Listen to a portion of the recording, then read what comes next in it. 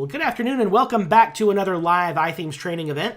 My name is Nathan Ingram. I'm the host here at iThemes Training, and we are joined today by Diane Whiddon. Diane helps healers and creatives succeed in their businesses without all the generic sleazy business strategies that you find some other places. And in working with her, they clarify their brand identity, so they're attracting their right people. And with her more than 13 years of brand and business development experience, they can create fun and easy business strategies so business success can happen without the angst and overwhelm that often follows. So Diane is a branding expert, and she's going to be talking about that with us today. Her processes and programs help her clients to enjoy their business and feel stoked about their gifts, their clients, their opportunities to contribute to the world. We've got Diane's website there in the chat room, dianewhiddon.com. If you haven't taken time to head over there and check a little bit more out about Diane, you can do that. But hey, Diane, welcome back to iThemes Training. We're glad you're back with us today. Hey, Nathan, thanks so much. I'm really thrilled to be back. Absolutely. It's been a few months since we've had you here, and we had several great webinars from you earlier this year. And I'm looking forward to this one today. Kind of give us a quick overview of what all we're going to talk about. Well, we're going to talk about basically how you can self-assess how your brand is doing in the marketplace, how you feel about it, how your right people feel about it, and how it's growing your business for you or not. That's awesome. And I think that's a lot of folks here are going to be excited about that. We had a check-in question during the pre-show just about, on a scale of 1 to 10, where are you on your own personal brand? 1 being lost, 10 being you have it nailed down. And the answers are sort of all across the board. And a lot of folks are saying, hey, hopefully this webinar is going to clarify some things. So I think we're going to do that. Again, if you're just joining us over in GoToWebinar, make sure you head over to the chat room. It's located there at ithemes.com/chat. We'll have a link for the slides there after the webinar today, so you'll be able to have a download of everything you see on the screen. And also, if you have a question as we go, please drop that there in the chat room as it comes to your mind, and I'll save it off to the side, and we'll go back out for questions and answers when we wrap up today.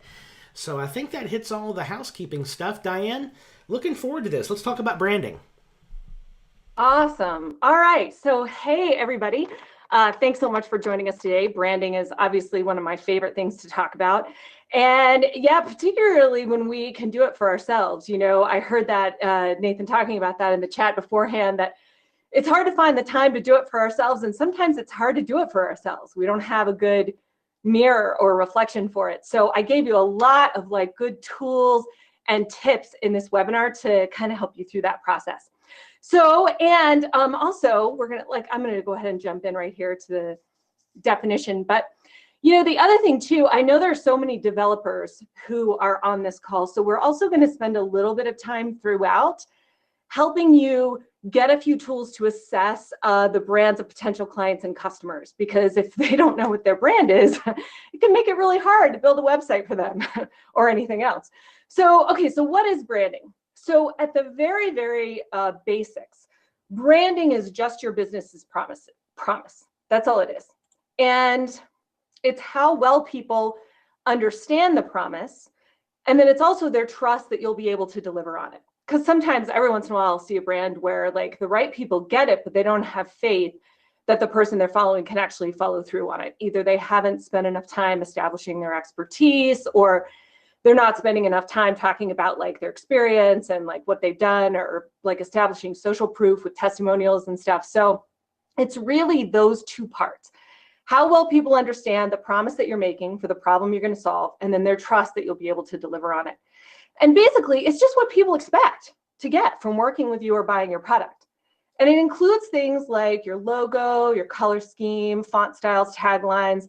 This is all the stuff that we think of when we think of a brand, right? But it also includes these intangible pieces like how you dress when you show up to meet clients, right? Or what your sense of humor is, your level of formality, whether or not you're late or early, how you deliver on your products and services. All those things also come into your brand as well.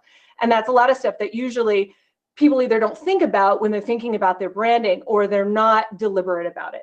So we're going to talk some more about that. And brands are built or ruined every time a customer interacts with your brand.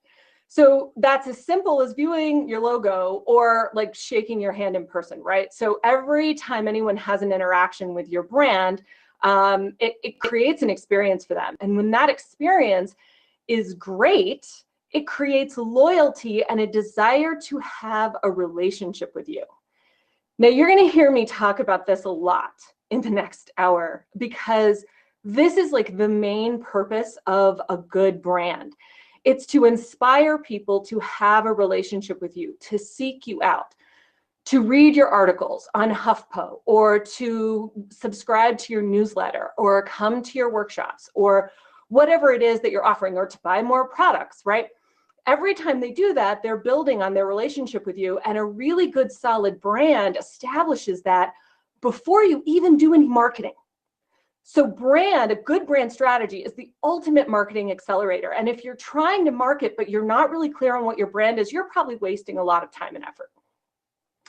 And an audit is an assessment of how that whole process is working. So right there, I hope we can kind of see like how important it is. And so if you're a developer, this is like what I was mentioning, right? I mean, it's really hard to build a website for somebody who doesn't know what they need. Like, one of the main questions that I think a lot of people miss when they're getting a website is like, what's the website's goal? You know, like, what do you want the website for? And a lot of people don't know. They're just, it's just a check in the box, right? They're like, oh, I want a website because I'm supposed to have one. And they don't think about it further than that. And so, like, if they don't know what their identity is, if they don't know like what their promise is, what problem they solve, who they solve it for, it's really hard to build a website for them. Or you could even build them a great website, but if it doesn't do what they need, they're not going to be happy with it. And that doesn't make for fun web development. You know, we want our clients to be happy and be served by what we're doing. So understanding their brand, and maybe even helping your client understand their brand with just a few quick, simple things, is going to make your job a lot easier and more fun. Okay. And then if you're just you and you're doing this process for you to understand your brand better, and it's really just understanding this relationship piece. You know, you just want your brand to be doing a lot of work so that your marketing doesn't have to do all the heavy lifting itself. I'll talk to people sometimes and they wait to do the entire sales process, the entire relationship building process, like on a sales call. They're like, I'm not going to worry about any of that until I get them on the phone. And I'm like, wow, like, you're missing a ton of opportunities to tell your right people that they are, that you are the right person for them, like eons before you actually get them on the phone. So, all right, let's dive into some basic bits for this. Okay. So understanding the point of a great brand, and like understanding that the audit is assessing this whole thing that we've been talking about. Let's look at section 1. So I've got 4 sections that we're going to go over. Branding usually goes from this like kind of esoteric, like touchy-feely kind of woo-woo stuff down into more and more concrete stuff. That's just how it always seems to me. Like, we spend time like, you know, what are you really good at, and what problem do you solve in the world, and what are you taking a stand for? And then it drills down into, okay, so now how does your color scheme reflect that? How do your client interactions reflect that? So just so you know what to expect, that's what's coming. So this messaging and positioning is really talking about the details of that promise, that message, and how well people get it. And the foundation for all of it, for everything, is your differentiation strategy. This is one of the most important things that we will cover. And if you do nothing else when you're doing brand work, if you just do this one bit for every client, you're going to get a lot of information. So this is called a lot of things in the marketing world: brand drivers, USP, which is unique selling proposition. And let's jump into the definition. So this is actually what separates you from your competition in the marketplace. This is how you are perceived differently from other people who are in your industry, from your competition. It is literally what differentiates you from other people. And so I've given you some exercises here to figure out what that is for you. So you want to list, oh, you know what, and I think I actually have these opposite. Let's start with the questions first. So what are you awesome at? How are you different from your competition? And what problem do you solve? And then list the main points to emphasize in marketing, copy, and content that convey how you're different and probably better than your competition, both inside your industry and outside of it. So what you're looking for is everything here that differentiates you from your competition, that makes you different, that makes you unique, and understand that the things that make you different and unique are probably going to make you better as well. And here's my key for this. Let's go ahead and go to the next slide because I have another point I want to make on this. So when we talk about brand drivers or differentiation strategy, my approach is to always come at this from what are your gifts? What are your geniuses? What are your talents and skills? So it's not just a matter of looking at what makes you different from your competition. It's also this inner work, this inner identification of what really makes you awesome. What do you love about what you do? It's so funny. One of the things I notice with my clients is that it's so easy for us to discount our gifts, right? And this is where some mirroring or reflection could really be helpful. Because when, something comes really easily to us, we tend to discount it. We're like, well, but I can do that, but can't everybody? And it's like, no, not everybody can make an entire room full of people feel comfortable, or can make, can write 2,000 words a day, or can develop code and problem solve when things get sticky. I personally can't do that. Code drives me nuts. But it's seriously, it's like looking at the things that you love and really, really deeply enjoy, and acknowledging that those are your genius.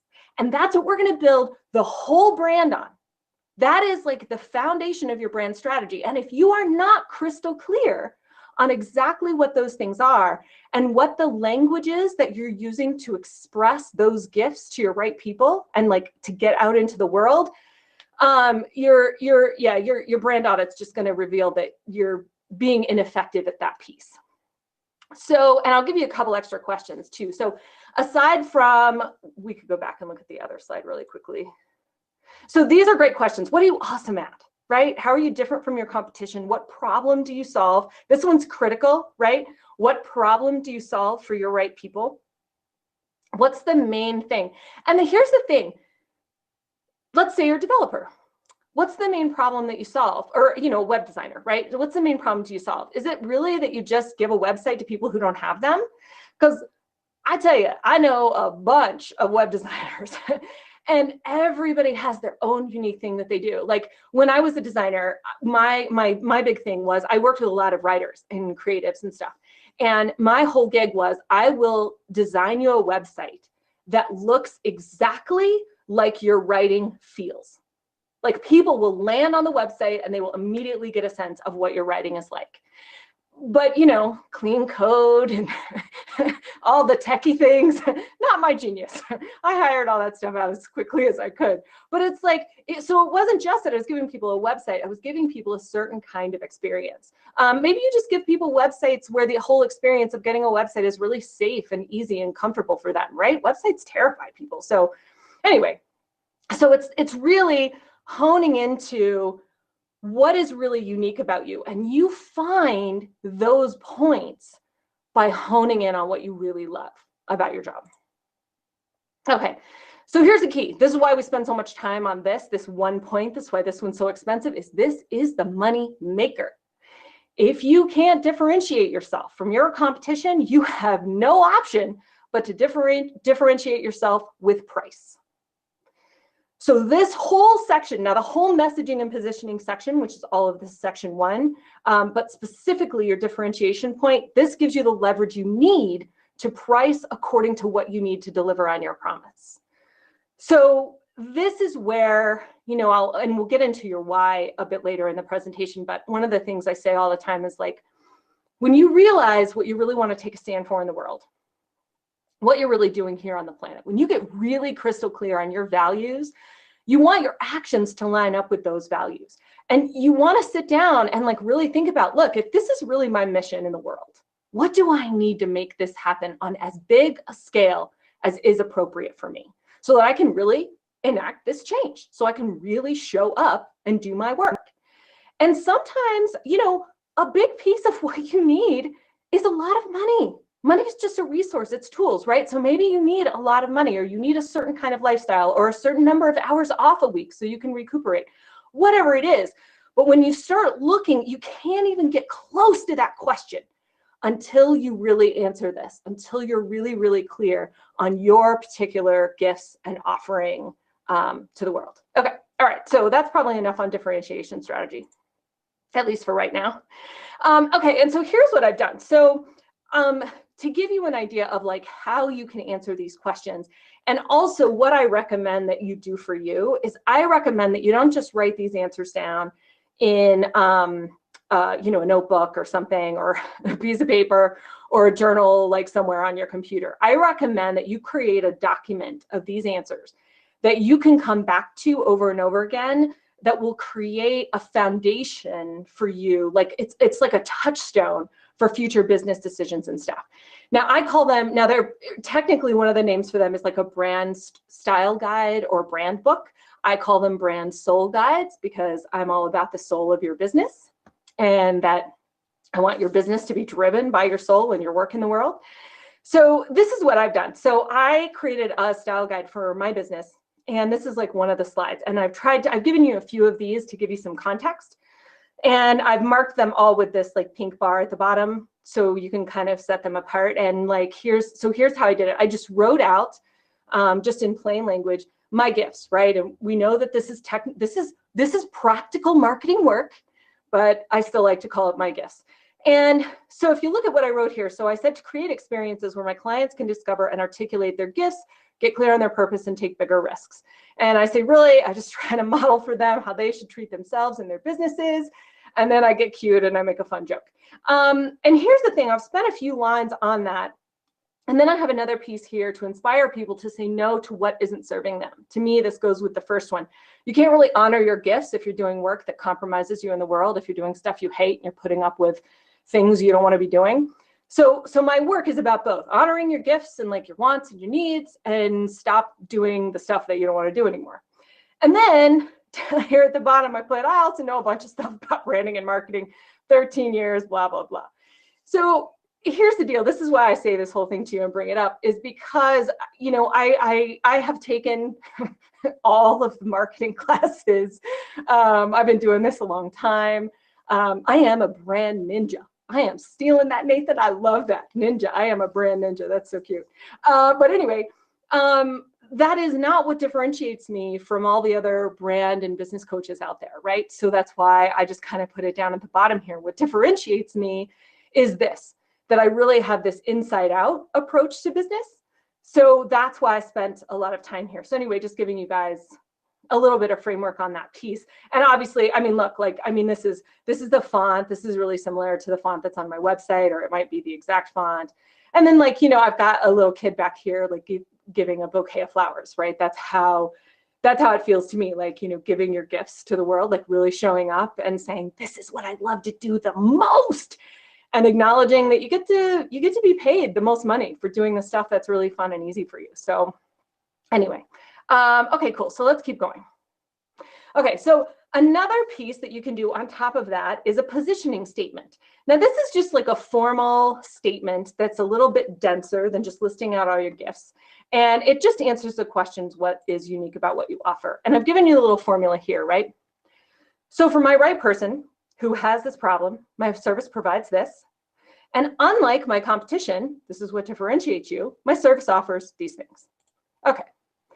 And so I actually did one for me. Again, like, we've got a little kid dancing in the ocean or splashing about in the ocean. This is how I want your business to feel. And you can read that. Okay, well, here, unlike other business experts, my services offer marketing and sales strategies that feel good and are actually fun to use, right? I don't know of any other off the top of my head, business coaches and brand experts who are talking about marketing feeling good. Like, it should feel good in your body. It should feel awesome, actually. I mean, God, think about it, right? You're talking up and you're showing up and talking about like how special you are and how unique and how amazing you are at what you do. Like, that's fun. Okay, so anyway. Okay. Primary demographic. Okay, so now we've got your USP. We've got your unique selling proposition, your differentiation strategy. We've got your gifts. The people who need exactly that are your primary demographic. Now I wax poetic about this all the time, so you've probably heard me say this before, but it's normally when I draw your what and your who, they're like puzzle pieces that they should fit together exactly. And my whole thing is that this is part of the saying no, right? You don't have to contort yourself to fit into what other people want. You're actually allowed to like totally find the people who need exactly what you most want to give. That's really how the best business works, because then business building is easy. So your primary demographic, who needs your product, service, and what problem do they have? Now keep in mind, they don't just need your product or service, but they need the exactness of what makes you unique. They need that. They need the exact thing that you're offering. So here's some questions to drill down into that. So who needs your solution? It might not be who you think. Actually, take time to answer that question. What is the main problem you solve for them? And this question is actually what you hear a lot when people talk about relevance, when they talk about brand relevance. If you don't solve a problem for someone, you are irrelevant to them. I mean, literally, right? The service that you offer or your product or whatever becomes irrelevant. And it doesn't matter how amazing it is. If it doesn't solve a problem that they perceive that they have, they're not going to buy it. They're not even going to spend time getting to know you. It has to be relevant to them. So really take some time getting to know that question for yourself. And then how do you connect with them? So we know who they are, but like, where do you find them? And specifically, what language do you use to demonstrate that you get them and their problem? This is the section where we really, really go into copywriting, right? This is your messaging and positioning. So this is where we get strategic and technical about what language are you using that reaches out to them. Because even if you're really clear on all the rest, if you're not using really specific language that they can recognize and identify with, they're not going to think that you get their problem. And that's the key. That is the key to sales. You know those annoying poll questions at the top of a sales page? Do you get tired? Are you hungry sometimes? Does traffic annoy you? Whatever. Like, those questions are so annoying and they seem cheesy and ridiculous unless they're speaking to you. If you are that person's right person and you're reading those questions and you're nodding your head the whole time, chances are they get you, they get your problem, you're going to find a solution there. So you keep reading. So anyway, when the language is right, it really sells because it lets people know that you identify with them. And so we don't have to spend a ton of time here, but like, this is like my right people, this is how they feel. They're like trying to shine their light, but they're like underwater. It's like, it's not easy. They keep thinking they have to do it somebody else's way. And so I spent time writing down, what are their thoughts? What are their feelings? And what are their beliefs? And these kind of stack on top of each other. Beliefs comes from feelings, feelings come from thoughts. So this is like a really good exercise. And man, this is rich copy. This gives you the words. Apathetic.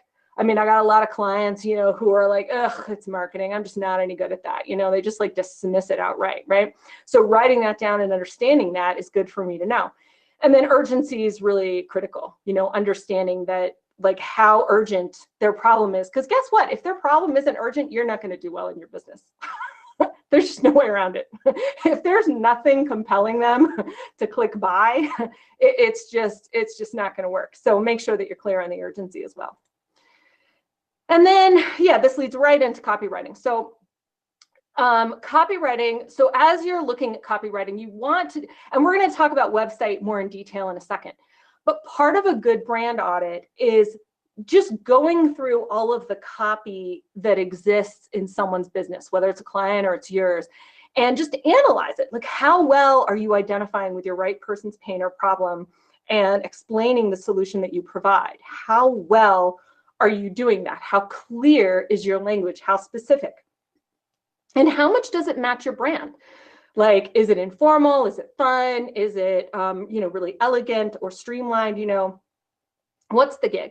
So let's see. So let's go into these questions for a second. So where is the copy measuring up and not with your positioning, right? With that differentiation piece. Where's the copy not doing a great job at establishing the differentiation strategy and giving clear calls to action relevant to the business goal? Now, there's a lot here, so let's just unpack it really quickly. Really great copy ends with a call to action. Really great. I mean, there's no sense in getting someone to identify with you and then not telling them what to do next, even if it's just, hey, read another post, right? Like technically, like a related post plugin at the bottom of a blog is a call to action. But you're creating a relationship with them. Every time they read another blog, they're investing in you, right? They're spending their time, effort, and energy on you. That's an investment for most people, for everyone, right? So, okay, and so is that call to action relevant to the business goal? I've met so many people, like they, they got a hold of some marketing guru who was like, build your list, you have to build a huge list or you can't make any money. And then I sit down with them and they don't have any cash flow. And I'm like, you don't need to be building your business right, or building your list right now. You need to be building your business. You need to be giving people free consultations or getting people in the door, getting people to make appointments. You need your calls to action to reflect what you need in your business right now. So make sure that all that works. Make sure that your copy makes a promise because it clearly identifies the problem and the solution you're going to provide, that it appeals to your primary demographic, and that it gives a call to action relevant to what you want to happen in your business. So you want all those pieces in place, and you just want to do pretty much a global look, right? You want to look at websites, business cards, brochures. If you do events, you want to look at the copy that's on anything you bring to events. Do you have a banner behind you? What's back there, Okay. In-store copy, what's in your store, right? If you're brick and mortar. And then this is just another side, does the bio tell the story or positioning of the business or owner? I think we go into that more in the website section, but yeah, like, does the bio tell a story that the right person can identify with, that they can relate to? And are the features and benefits clear? Pay particular attention to calls to action.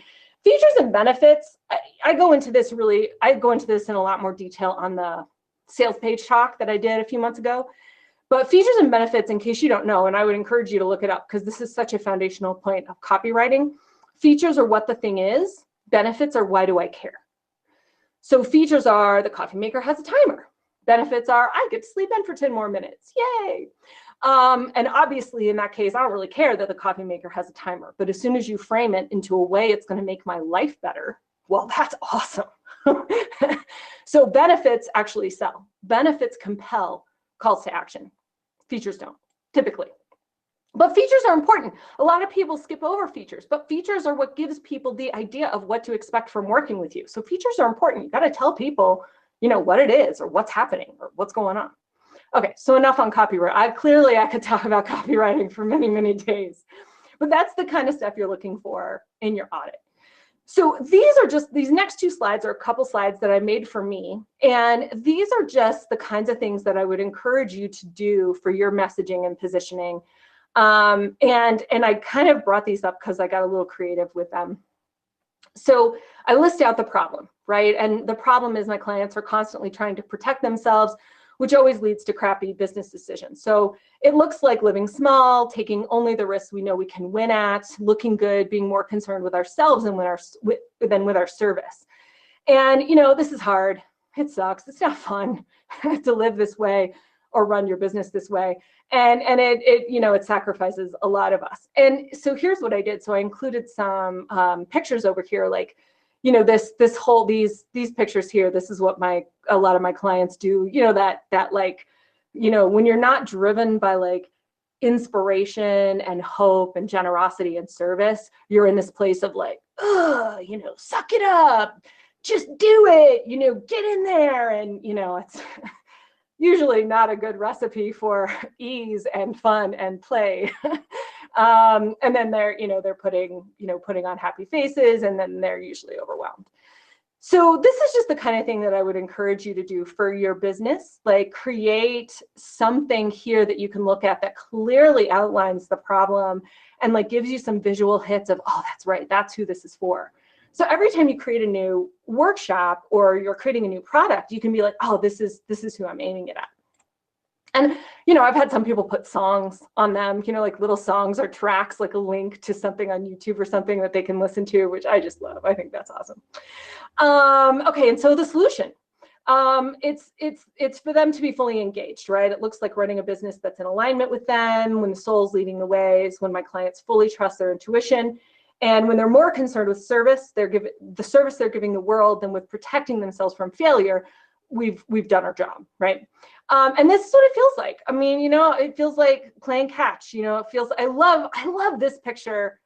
I love this picture so much. I have used this so many times, and this is kind of what I'm talking about with finding something that really reflects your business. Because every time I look at this picture, I'm reminded of what I do in the world. This one too, somewhat, but really this one, because I do love strategy. I love strategy. I love financial statements. I love analytics, but I really, really love how that stuff reflects how well you're living from your heart and how well you are enjoying yourself and really fully showing up. And so like riding a skateboard on a ramp, there's this free fall, this sense of play, this sense of just joy and being in the moment. But there's also precision and focus, right? I think there's a lot of joy in thinking strategically. There can be a lot of fun and anticipation in thinking strategically.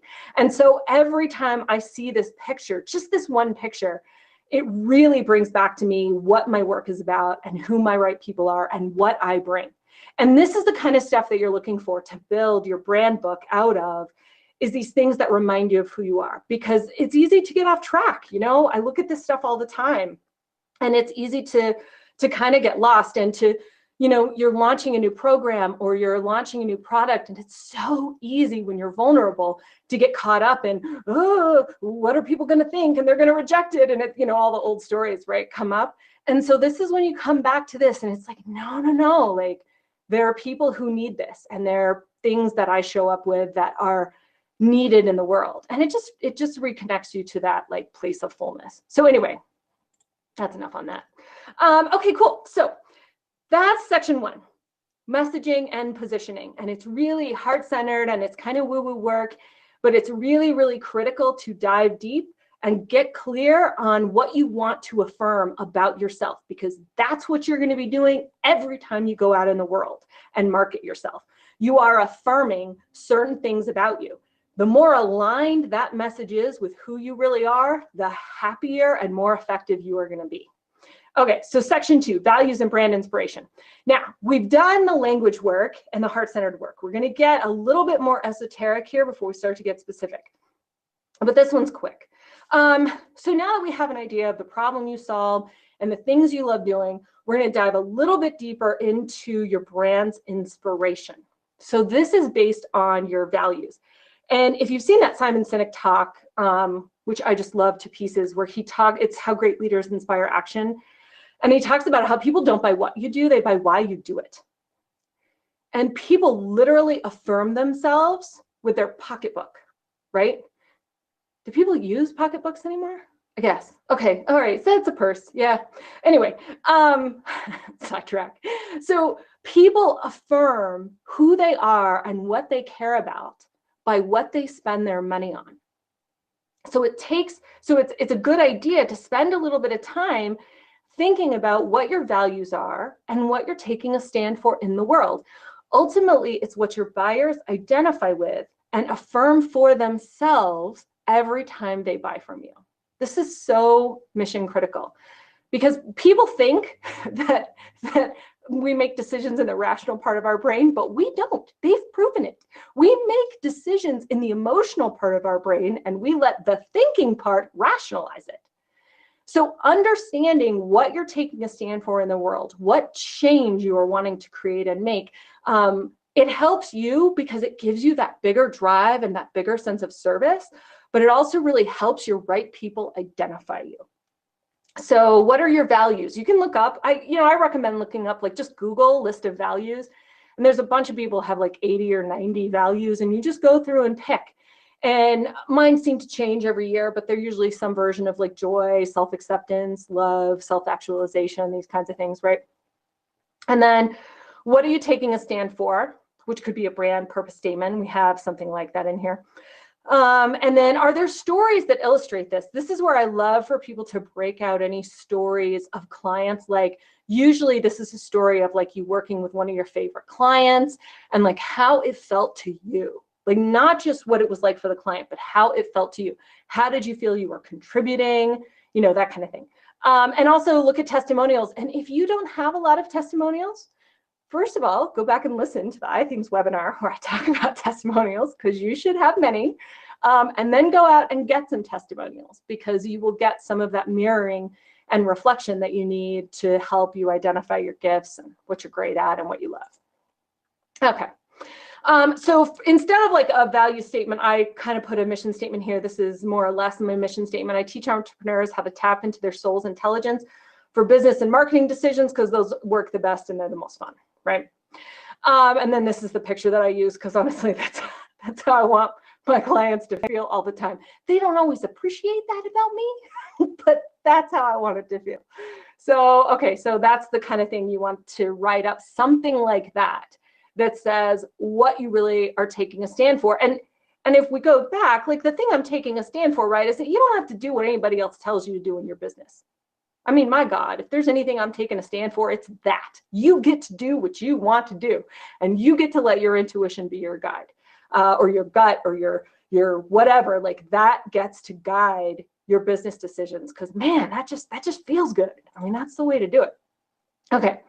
Brand personality. How is your brand? How is this why, these values? How is this delivered to your right people? And this is where I want you to start looking at some of the ways that you show up. And it's worth noting, I think I've talked about this before in a couple webinars, but I'll touch on it really quickly. The difference between conscious and unconscious branding. So conscious branding is anything that we do deliberately, right? And this is when a lot of people like, you know, my logo, my color scheme, my, you know, whatever, my brochure, that they think of that as their brand. But like I was saying, a lot of your brand is just how you show up. You know, part of my brand is I talk a lot and fast. That's just part of my brand. That's how I show up. It's what I do. Some people don't like that, but that's how I show up. They're just not my right people. Maybe they love my content, but they can't come to my workshops or my webinars. You know, they need to like read my blog posts or read my ebooks, you know. Those are good things to identify. Like, what are you? One of my definitions of branding is anything you repeatedly do. Anything you repeatedly do, because every time you do something, you're giving people that experience of you. And if you do it over and over again, you're telling people, hey, this is how I'm going to show up. Do you like it? Do you not? You know? Anyway, and that's how people will self-select in or out of their relationship with you. Okay, so this is where I want you to think of like, how is your brand reflected in your customer interactions, your writing voice, your overall visual representation online and in person and in your store if you're brick and mortar, all those things. Start to think about how your values are showing up in everything around you. And then, and so I did one. Okay, so to give you an idea of this, right? This is one of my slides. I'm all about gentle love and fierce self-acceptance. I express as much truth as I can, and my brand execution demonstrates that. I use the smallest, most accurate words possible, and I deliver my message with as little fluff and as much humor as I can. So see how I did that there? Like, I'm looking, part of my brand is like showing up, being really direct and telling the truth. Because, you know, my work is all about a move towards authenticity. And I'm recognizing that shows up, not just in my message and the things that I say, but it shows up in how I say it, right? So I you know, writing that down. Oh yeah, there are things about how I do what I do that illustrate my values. And then here you go, you know, yeah. There's more that you can read there if you want to. Okay. So that was basically just values, and you're just trying to, and you don't have to dive super deep, but you're really just trying to get a sense of why you do what you do. What is the greater goal that you're moving towards? And again, it's what gets you towards that sense of service, which is such an abundant state to be in. So, okay, section 3, design standards. Now, this is typically what people think about when they think about brand, are these kinds of things. So in terms of just visuals on your website, how well is your brand executed in the visual look and feel of your business? You just want to look at it, you know, just check out your site, you know, examine the logo, tagline, color scheme, and fonts. everything that's on your website, just the visual, the organization of it, the UX, the journey that a customer gets on, like when they land on your homepage, is it really, really clear what you want them to do, what you want them to click next, and next, and next, and next? Is there a clear journey mapped out for them on the website that gets them to your business goal? Those are the kinds of things that you want to look at. And not just that get you to your business goal, right? But that also gives them an experience of you solving their problem. So the main problem that you're trying to solve, you want to give them an experience of that getting solved the more they interact with you, right? So anyway, if maybe I could do a webinar just on that piece, because that's worth a lot of time. We could spend at least an hour on just that piece alone, right? And then I've just given you a little slide about like what you might consider when you're looking at your logo. And I've got design standards down here, but really what I want you to look at is like, it's clear, it's funky, you know, this is pretty informal. Obviously I am, it's all lowercase, like there's nothing like this doesn't look intimidating. It looks fun. It's really clean. It's dramatic a little bit, which I'm happy with. I like my clients being like, get out there and be big, you know, be dramatic. It's all right. Feel your feelings, you know? Okay. And I don't take myself too seriously, right? That's all pretty much conveyed by the logo itself. So you want to do something like this for colors, for organization, for UX, all that stuff that I mentioned, right? Like think it through at least a little bit, just write a sentence or two about each thing. Is this delivering the message or not? And again, you know, if you've got a few holes here and there, it's not like it's a nightmare or anything. It's not horrible. It's not going to kill your whole business, but you're missing an opportunity to really drive your brand home and really be clear about what you're here to do and what problem you solve. You know what, actually, and I'm thinking on that, you know what, I was going to do here, let me go back, because I don't know where I was talking about unconscious branding. Oh, it was in the whys and stuff. The whole thing about the why, your values and those kinds of things, the conscious versus unconscious branding piece, I was just going to make the point that like one of the pieces, back to the differentiation strategy, one of the places where people do the most unconscious branding is their price. People don't really always think about what their price conveys about what they do. If you aren't clear on your differentiation and your pricing is really, really super low, because that's the only way you can stay in business, you're kind of giving the message that your product or service might not be as valuable as you say it is, right? There's an incongruence there. So anyway, just food for thought on how unconscious branding can sabotage you and sabotage your business. Oh, and you know, I wrote down another point I wanted to make. I'm going to go ahead and make it. It's out of order, but I'm going to do it. You know how I was talking about like understanding where you are, that differentiation piece, and understanding where you are in terms of other people in your industry. You also want to think outside of your industry too. And for example, let's say you're a web designer. You're not just competing against other web designers. You are also competing against people who design Facebook pages, business Facebook pages, right? Or who design, I don't know, Eventbrite things or something like that. Because there are in these little pockets, you know, these theories that you don't need a website. Oh, who is it? Casey Neistat. Have you been to his website? You guys should Google that, look it up real quick. It's got like a homepage, it's all white, and it just says really clearly, I don't know why I have a website. This doesn't make sense to me.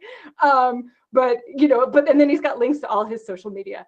And you know, Casey is a creation machine. I mean, he is just living his brand full out. I don't know if he knows how clear he is on it.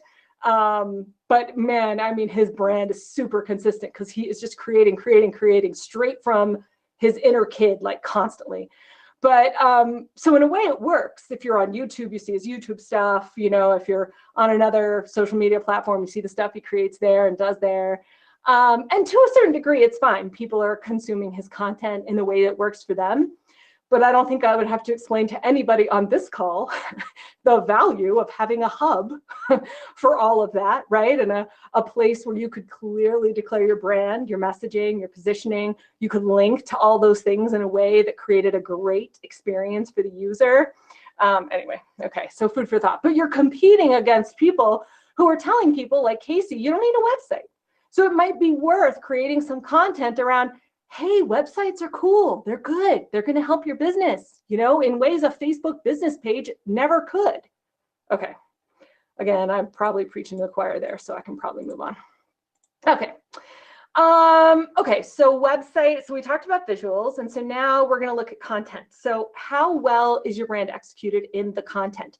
Now, this is going to overlap with the copywriting, right? So copywriting in general, we're looking at how well is the differentiation strategy being conveyed in the copy? How well is the promise being made and understood? But then specifically, we want to look at every page of someone's website and see, is each page delivering that in its organization, in its layout, in the copy, in the calls to action, all those things. And yeah, here I have it again. Does the about page tell a story that your right person can relate to? It's so funny.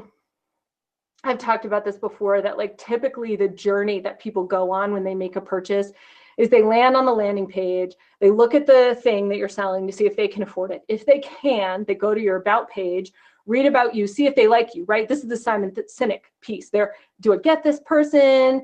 Is she my friend? Would I want to hang out with her? Yes. Okay, I'm going to go buy her thing. And so the about page is a place that people usually really miss to do some great identification with your customer. This is like where a lot of sales take place. So is there a clear call to action at the bottom of your about page, sending them to the thing you're selling? And do you tell a story? Do you tell a story of your own stuff, your own company, your own whatever, that the buyer can relate to, and that says to the buyer, hey man, this person gets me and like understands what I'm going through. They can totally solve my problem. And that's where the sales happen. And are there clear calls to action that support an overall? Yeah, there we go. Again. Okay, marketing and content strategy. So above and beyond the content on your website, we want to look at any content you're creating and like what kind of funnel that's in, right? How well are you establishing yourself as likable and an expert? So likability and expertise establish trust, right? So like, are you cool and do you know what you're talking about? That's really all it is. Be yourself and say what you know, and it's done. It's not really more complicated than that. A lot of people miss it. But how well are you doing those two things in your content? A lot of times people will spend a lot of time talking about their likability. They'll spend a lot of time telling their story, not enough time talking about what they know. Or they'll spend way too much time talking about what they know, but never talk about what's really important to them. You really need a balance of both. And then, are you creating free content that solves your right person's main problem? So are you creating content that they can absorb, blog posts they can read, or ebooks, or any kind of anything that they can be exposed to that's going to solve their problem? And here's the thing too, it doesn't have to be complicated. Like, on Facebook and Instagram, I create all these little pretty photos just because I like doing it. I take pretty photos from Unsplash, they're awesome free stock photos. And I put a little quote on them, just a little inspirational quote. And to me, they're pretty and the quotes are meaningful. And a lot of people don't like quotes, or they wouldn't like that style of photo. It doesn't matter. I'm really doing it just because I enjoy creating them. And it solves a problem for my right person. A lot of times people are on social media because they're bored. Maybe they're bored. But a lot of times people will just skim through Instagram or Facebook because they're feeling insecure and they need a little hit. They need a little emotional hit. And they're like getting ready to launch something, or they're getting ready to publish a blog post and they're freaking out and the nervous system's blown out. So a little kind word from me is creating some of that experience for them, right? So it doesn't have to be it doesn't have to be a big, huge deal. It's just you're creating those experiences over and over again that establish you as likable and an expert. And again, I'm not talking about how much I know about marketing or branding, but again, that's not my differentiation strategy, right? When people work with me, clearly I'm an expert. I know what I'm talking about. But the thing that sets me apart is I want to create this experience of, hey, go easy on yourself, have a little fun, dive in, enjoy yourself. It's okay.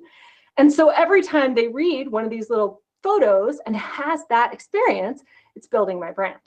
Okay. Are there clear calls to action that support your overall goal for your website and business growth? Again, I know I hit on this all the time, but like, seriously, you need to know what your goal is for your business, or the brand strategy doesn't matter. You got to make sure that they match. And is there a funnel in place that drives people to the primary thing that you want to sell? Oh, and yeah, let's talk about margins really quick. So a lot of people, a lot of people don't know where the best margins are in their business, or they don't know what is easiest and most fun for them to do. Like they haven't identified it. And this is good information for you to have because you don't want to spend all your time selling something that isn't fun for you to do just because you think you have to, right? And you don't want to spend all your time selling something that's got crappy margins because you're just wasting time, effort, and energy. So you want to keep an eye on, if you're selling products, what are the best margins? And if you're selling a service, what's the most leveraged? What's the most easy? What's the most fun? And make sure you're selling that, and that there's a funnel in place, that there's this driver, right, through your whole business or your website to get people to buy those things. Okay, social media, obviously. Now this is pretty basic, right? Taking everything we've already covered, and you're just how you went through your website, you're gonna go through the social media platform. How's your brand portrayed? Is it congruent? Do the images match? It's so funny. I had this one assistant for a while, and she was a brilliant writer, but she had the weirdest taste in stock images. And she would get these like corporate looking kind of weird generic images, and she'd put them in my newsletter and stuff, and it always made me cringe. And of course, this was years ago, and I didn't have a brand style guide that I could have given her to say, hey, this is what we do. And actually, that's one of the slides that you can create. I don't think I put it in this one, but that's one of the slides that you can create is, what kind of stock images do you do? Are they high contrast? Are they muted tones? Are they corporate-y? Do they look, whatever, right?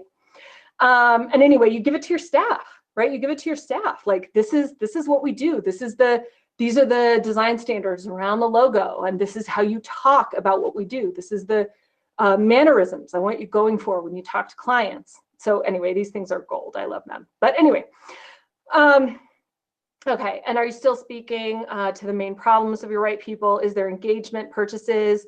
Oh yeah, right.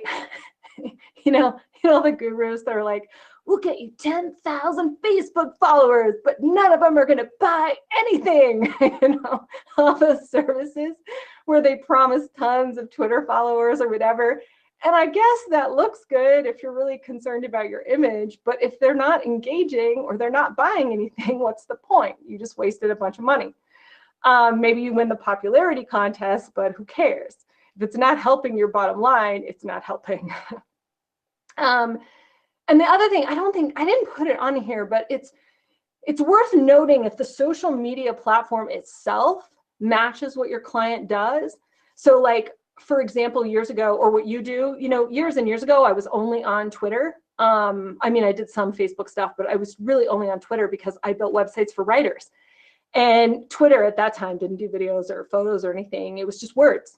And all of my clients were on Twitter. They weren't on, I think, like Picasa or Imgur or some of those, that were popular at the time. I didn't have any clients on there, because they didn't take pictures of anything ever. They lived in their caves and wrote books, like I did. So it was just that they just wanted to write, They were great clients. They never talked to me on the phone either. They only wanted to send emails. That was fun.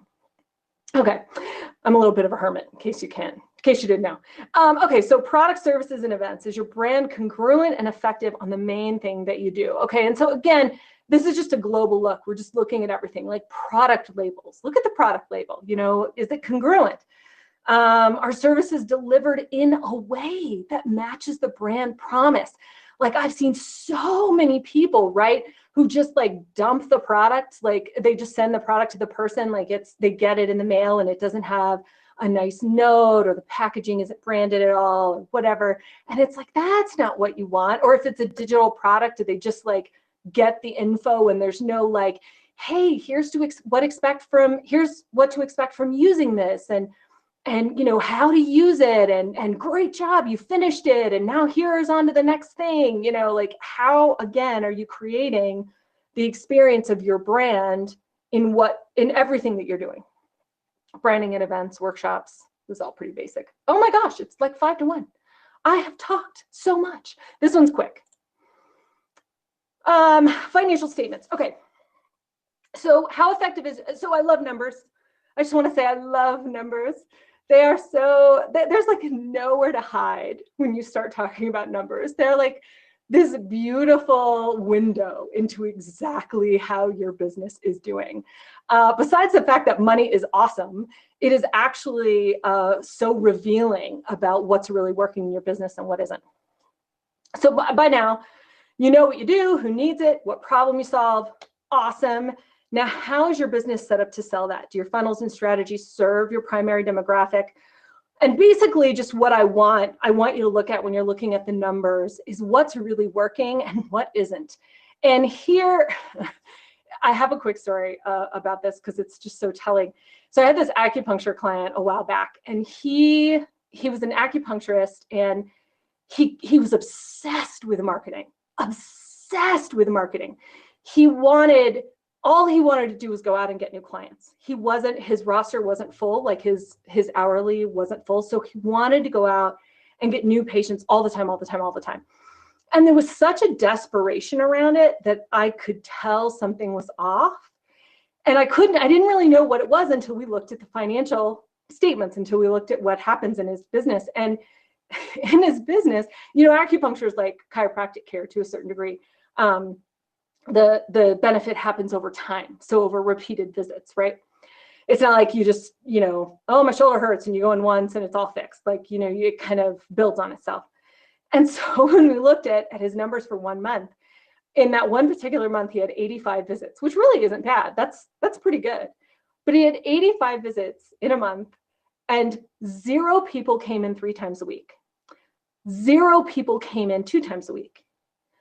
5 people out of the 85 came in once a week.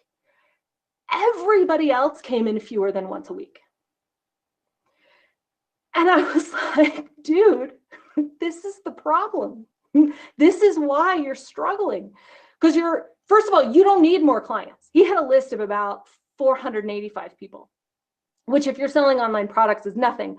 But if it's a brick and mortar, and those are people who've actually come in and purchased from you and been in your shop or store or clinic or whatever, that's pretty good. That's a solid practice. And I'm like, look, you've got all these people on your list. You have all these people coming in. But what these numbers are telling me, it's not that your marketing sucks. It's that your sales sucks. You are not adequately selling to get more repeat business from the people you already have. Like, it was just a huge hole in his business. And I'm like, until we fix that, there's no point in doing a whole bunch of marketing to get in new people, because you're just going to get people who are only going to see you once or twice a month. And what's the point? Like, we want to sell to the people who already know you. So anyway, that's my whole thing. But like, that's the kind of insight you can get from looking at the numbers. So I really encourage everyone to do that. Analytics, same thing. I'm sure this is old hat. This is not necessarily anything I need to go into big time on this call, because I'm sure you guys all get analytics and the importance of them. And you just want to look at, like, what's the journey for the customer, what's working, what isn't working, what channels drive your traffic, these kinds of things, right? And then market analysis. You can use the analytics to get some market analysis info. Like, you can look at who your main competitors are, like do some Googling with different keywords, look at your competitors' ads, their landing pages, what do their websites look like. Just do a little comparison between what you're doing and what your competitors are doing. How engaged are they on social media related searches? I love this. This is so much about intention, right? The intention of the marketplace. And use a competitor analysis tool if you want to dive in deeper here. There's a bunch of these. Google that phrase. This is beyond my scope. I don't do a lot of this. But if you're really into the numbers, you can do that. And that's my talk. And this is my little offering. Awesome. So a ton of great information, a really good approach to a well-rounded look into branding. Diane, tell us a little bit about this brand soul guide that's on the screen here. So this is basically the slides that I kind of sprinkled throughout. You're going to get one of those that's got 20 plus slides. So it's a really, really comprehensive look at what your brand is about, what you're delivering. We go over really clear language, what the design is, all of those bits, your market structure, your sales funnels, all those things, and really just create a picture of your brand. And part of that is a brand audit. You can see over there on the right. So part of it is a brand audit, but then you also get this soul guide, which is this customized, it'll be like this. It's a Google slide deck where we outline all of that stuff. And this, I don't have it on here, but this is probably going to be a $2,500 service that I'm going to offer. And, but I'm building my portfolio right now. So you guys get in on the good stuff. The first 3 people to sign up, I'll do it for half off. So it'll just be $12.97. Fantastic. So this is someone's opportunity to get you to do a deep dive into their world and help them express their brand in a very tangible way.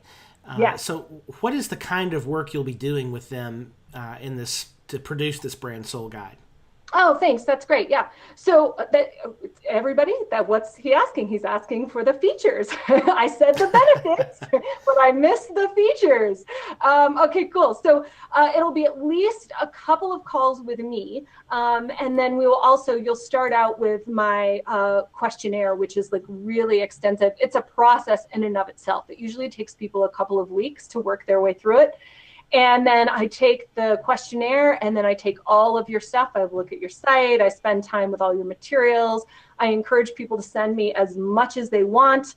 And then from all of that, I put together the soul guide, and then we get together, we walk through it. And then we usually have a follow-up call to like tweak it or add things or take away things. I'll review something extra. Usually people get really inspired and they'll create an extra blog post, or they'll finally finish a product, and I'll take a look at those too. So awesome. So we got a couple of questions here. And by the way, folks, if you have not yet asked your question, please do so over at ithemes.com/chat. Just drop it there in the chat room and we'll get that question asked to Diane about anything we talked about today, branding, or any of the pieces of this conversation. But Diane, you mentioned something early on about, and I think it's a very wise observation. I've seen the same thing, and that is that the things that we're the best at, I think, can be the things that we personally most easily overlook because we do them naturally. It's that point of our own genius or whatever. What advice would you give to somebody to identify those points of genius that we tend to overlook ourselves? Oh,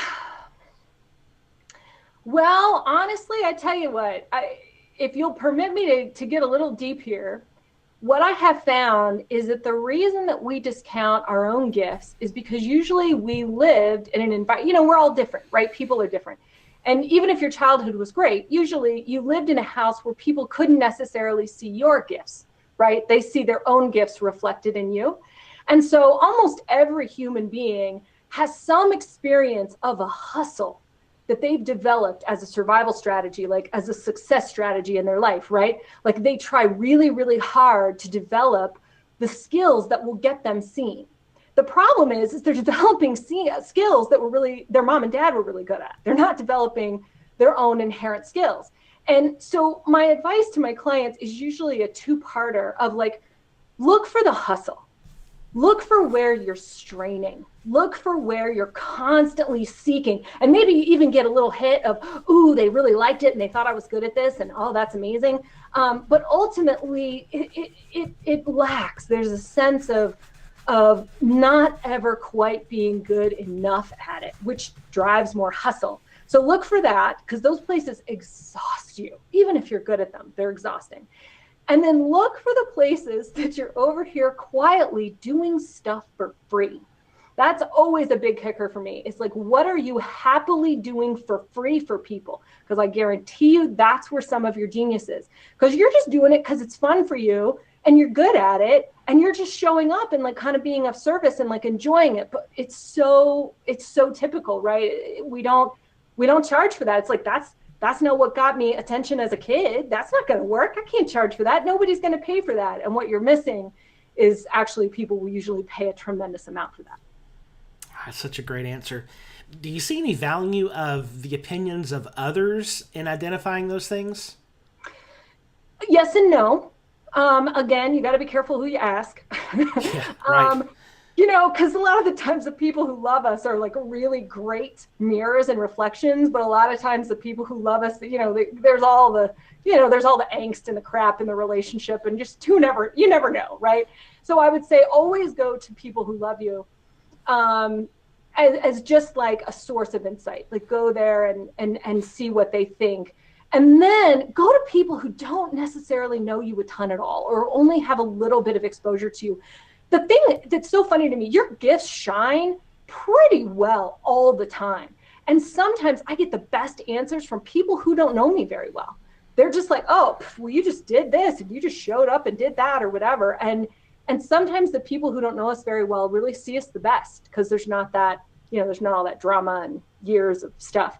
So it can be a really good resource. But at the end of the day, the thing that I'm always trying to teach my clients is to develop such a strong inner sense of who you are that you can listen to what other people say and like run it past your inner guidance system to whether it's true or not, or whether you want to invest in it or not. Great advice. I have one other question that popped in here, and there was a slide early on that had a coffee cup with the F word on it. And the question is, what's your thinking about using profanity in marketing? That's interesting. I didn't know that. I'm going to have to, oh, yes, I did. Oh, how funny. Yeah, that's right. Oh, how interesting. So first of all, we're learning a lot about my brand right now. But it's funny. For me personally, I joke. I actually took it off that slide. That slide where I was talking about how I really believe in truth and I show up and I talk really clearly. One of the first things on that slide was I swear. I do. It's just a matter of course.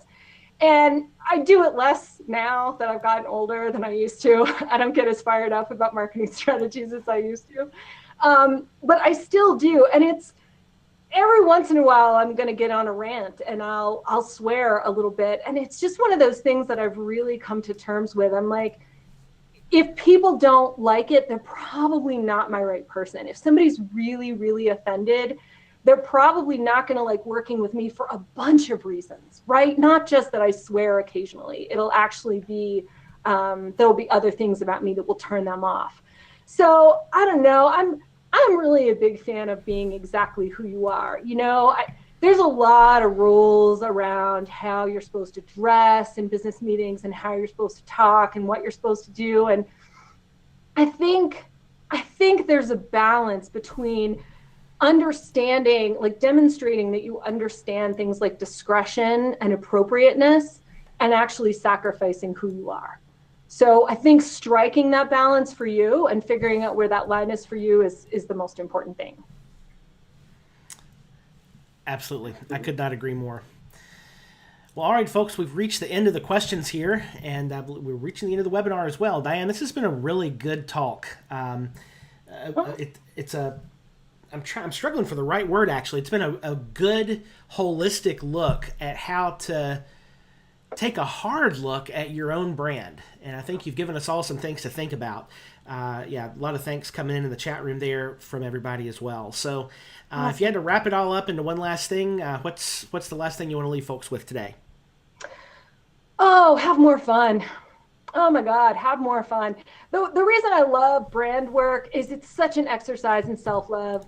I mean, it is just like a constant pat on your own back. I mean, if you do any branding work for yourself, try really hard not to get caught up in shoulds and the, oh my God, market analysis and this and that and my USP. Just let all that stuff go and just find ways to cheer yourself on and enjoy yourself and have fun. And do you want to do a quick plug for the next webinar? Because it relates to this one. Yes, absolutely. And a matter of fact, I should have had that on the screen, and I do not. So give me just 1 second. And actually, for those of you who have already signed up for Diane's webinar next month, We just bumped it back a week. So it's going to be on October the 18th, and I am looking for that link now. Here it is. It's creating a powerful brand that attracts customers. So here is the link in the chat. And Diane, you want to talk about that just a little bit? Yes. Okay. So you know how I kept hammering home the importance of brand differentiation? That's what that talk is going to be about. That's the entire talk is going to be about how to get really, really clear about positioning and what differentiates you from your competition, how to assess how you're being perceived against your competition. It's that foundational piece. It's a whole talk on that. So it's going to be really good. I think it's going to be a pretty rich talk and a good foundation for this work too. Absolutely. So if you have not yet signed up for that webinar, the link is there in the chat room at ithemes.com/chat, or you can find it on the list of free upcoming webinars there at training.ithemes.com. Well, Diane, thanks again for being with us. And you guys, this Brand Soul Guide is a great way to get Diane neck deep into your business and to get a good outside perspective on how best to structure your messaging, your visuals, everything it is to build a solid brand for your business. $12.97 half price. You can reach out to her, Diane, at dianewhiddon.com. That email address is there in the chat room as well. So thanks once again, Diane, for being with us today. Thank all of you guys for hanging out with us for the last hour or so. My name is Nathan Ingram, and we'll see you next time here on iThemes Training, where we go further together.